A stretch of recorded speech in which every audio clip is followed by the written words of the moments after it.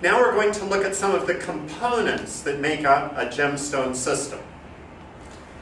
First, repository, then gems, then stone, then some disk files, caches, supporting processes. So starting with the repository. The repository is where the objects are stored on disk. The system stores them in a set of extents. So the extents are the actual files in the file system on disk, and the repository is a collection of extents. Simplest is just one, but you can have multiple. The extent is an OS file or a raw partition. Must be on a local drive.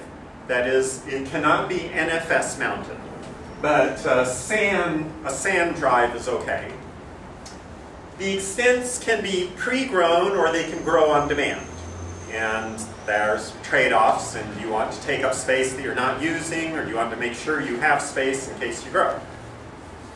The extents can be added on the fly, so you don't have to take the system down to add an extent. You can add an extent while the system is running. And the configuration, the system will allow up to 255 extents. And that made much more sense when disks were small and when file systems were 32-bit and limited you to, 2 gig file sizes or something like that. Now, so we have a repository is made up of extents. An extent is made up of pages. This is similar to a disk block, but it's the logical chunking size when we read and write. We read and write in 16K pages. So if you read an object from disk, it will be on a page, and we will read in the entire page and all the other objects that happen to be on that page as well.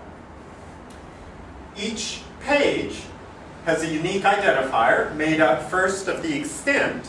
The extent will be 8 bits, 0 to 255, and then an offset within the extent, which of course is going to be a multiple of 16K. So that helps us identify the page on the extent. The page holds objects and other internal structures. One of those other internal structures is the object table. Now I mentioned we don't keep all the objects in memory, so we can't simply use pointers to reference objects. We need to be able to reference objects in other ways. So each object is assigned an identifier, and that identifier is an index into the object table. The object table is simply a linear list of all the objects that have been created in the system. So the object OOP is made up of 64 bits. It includes an identifier, which is 40 bits, that's an index into the object table. The table entry identifies the page containing the object. So the object identifier goes into the object table. The object table looks up the extent and the offset for the extent. So the object table helps us find the object.